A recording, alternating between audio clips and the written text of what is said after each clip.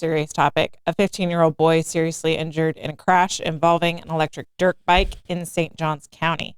A 15-year-old boy was seriously injured Monday afternoon in a crash involving an electric dirt bike in St. Johns County. Deputies say the crash happened around 4 p.m. at the intersection of Rialto Drive and Nocatee Village when the teen failed to stop for a car. He was wearing a helmet at the time of the collision. Praise Jesus.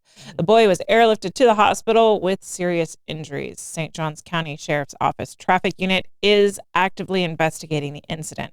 This marks the second serious e-bike crash in the area in just over a month. In April, a 12-year-old boy was also airlifted after crashing his e-bike near Racetrack Road in Julington Creek Plantation. Just last week, St. Johns County commissioners reviewed a proposed ordinance to improve e-bike safety, but no decision was made. Officials opted instead to turn the proposal into a resolution for continued discussion at a future meeting. Well, we've discussed this e-bike ordinance a lot. Yeah, I mean, hope the young man is okay, and we've discussed it a lot. But I don't know, I took some pretty nasty falls just on my regular bike.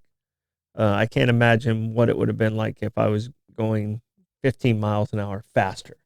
Mm-hmm. Just kind of where we're at. I mean, all of us took some falls as kids, all us Gen Xers. I don't know about the rest of you guys.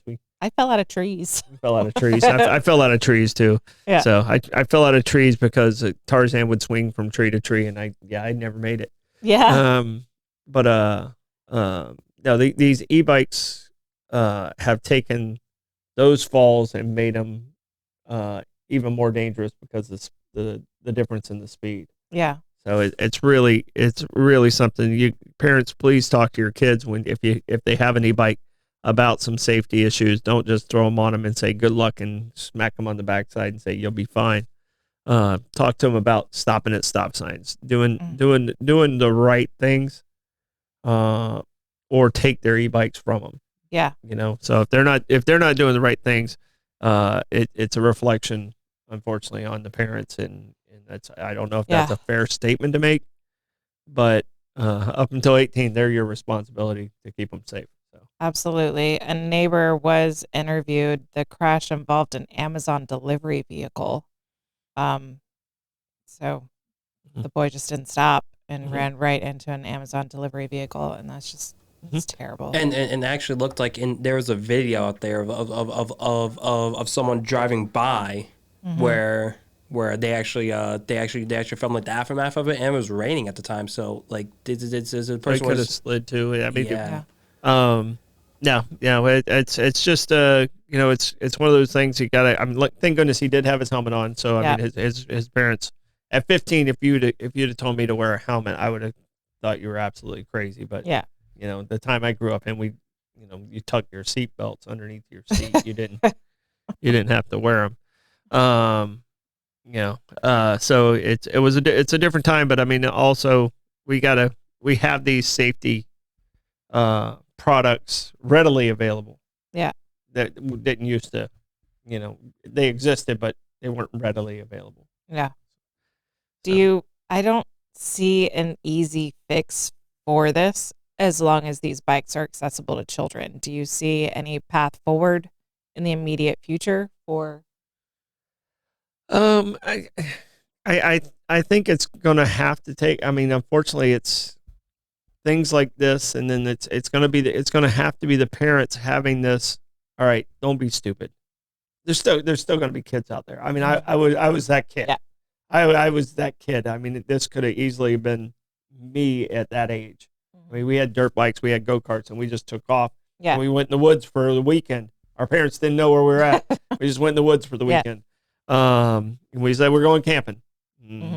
That's how we went camping. We got on our dirt. I mean, they were gas-powered dirt bikes, no different than this. But, but there wasn't as much traffic. I think the big thing is the traffic level is increasing, and parents just they really gotta pound into their kids.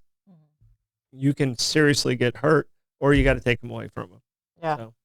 And it's hard if your kid has this e-bike and they can go out into the world at these speeds, short of having a tracker on them so you can see how fast your kid is moving away from you and where they're going. Like, that's the only way you can really be aware of what's happening. And that's what needs to happen. I mean, I have trackers on our bikes because of, the criminal activity downtown, not so much to track how fast anyone's going, but it doesn't, technology's there. That's a great suggestion. I'm going to be able to see how fast you're going. If you go over this, I'm going to take it from you. Yeah. So, that's a tool parents can use, but parents know their own individual kids and how to associate and relate to them. So, it like I said, and like the sheriff said, the parents got to participate in this. And this is just, every kid that gets hurt in this way it breaks my heart. Yep. All right, Troy, how do you want